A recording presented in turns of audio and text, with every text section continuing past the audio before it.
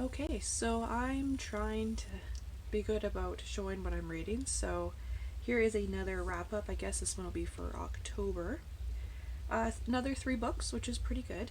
I have quite a variety here. So the first one is Craving by Helen Hart. So this is not usually a genre I read. It's sort of erotica, romance kind of tone to it. I was surprised by how tame it was. I was expecting a lot more variety and intensity, I guess you could say.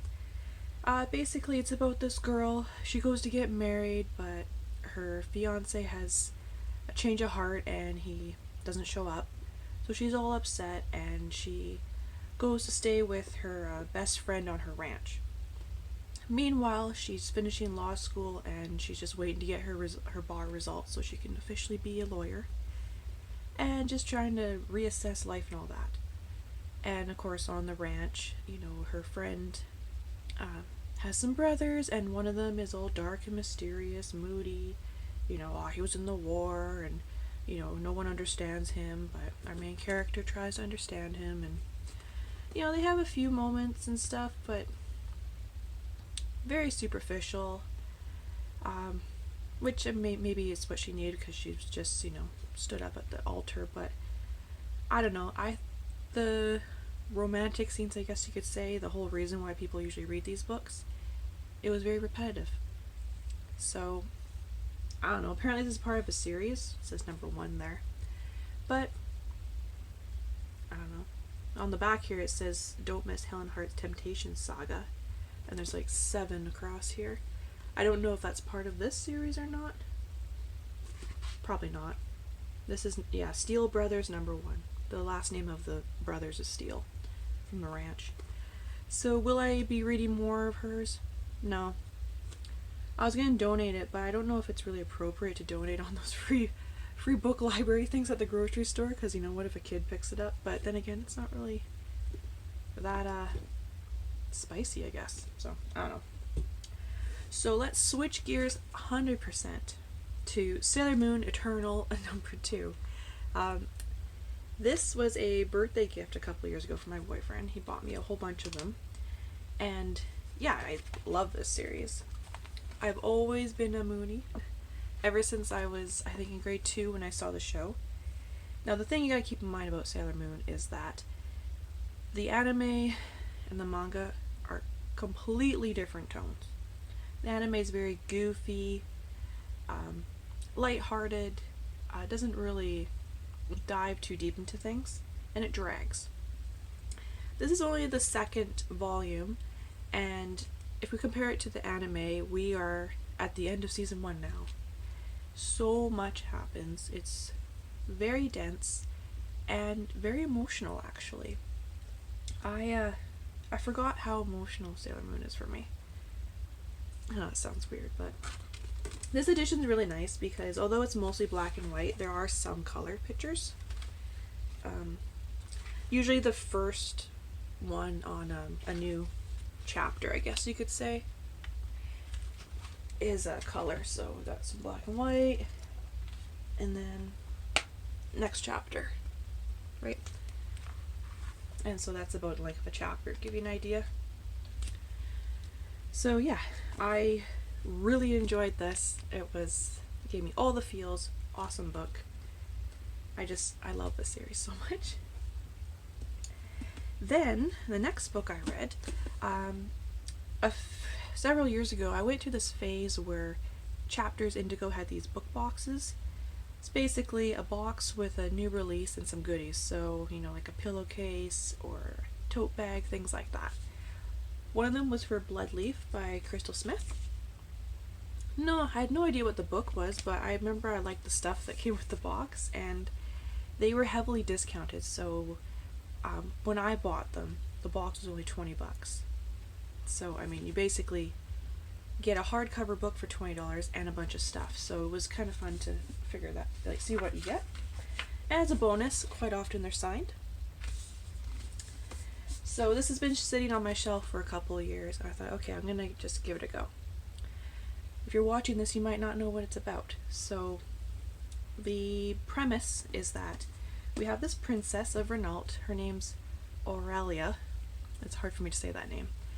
And she has these powers. Basically, she's a witch, but she has to keep it on the down low because there's this group called the Tribunal that, hates witches. So they find out, or if you're even suspected of witchcraft, you'll get hanged in the center, very Salem witch trials kind of feel to it. And since she's the princess, shit will really hit the fan if, they find out she's a witch. So she is in this arranged marriage with this crippled guy from the Achilev Empire down the way. I think that's how you say it. When I read stuff, I pronounce it away in my head, and I don't know if that's actually how you say it or not. But anyways, so she's supposed to marry this guy. She's not really into that because he sounds like, pretty much a dud. But, chaos happens and she has to flee her kingdom, and she ends up going in that direction anyways. And this book is pretty jam-packed, I feel, with action. There's a lot going on. There's a lot of layers. It's a lot of, people aren't who they say they are. A lot of, you have a secret. What do you reveal? What do you not reveal? Her big thing is, as it being a witch, is that she can see the spirits. So, they shove their fingers in her eyeballs and give her these visions of what their life was like, how they died, and it helps her answer questions that she has. But the main plot of this book is once she's in that Achilev place, the big deal with that place is that there's this magical barrier and you can't walk through it, otherwise you'll just burn to a crisp.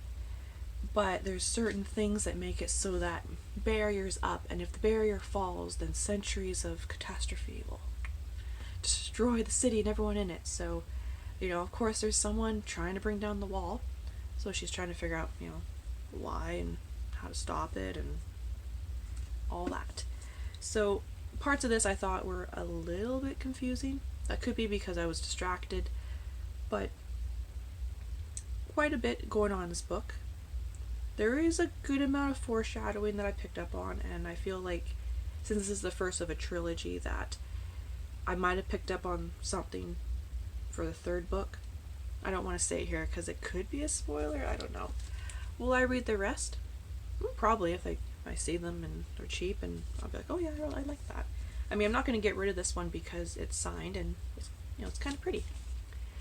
What's this blood leaf all about? It's just some sort of flower that grows where people die, and so it has magical properties and all that stuff.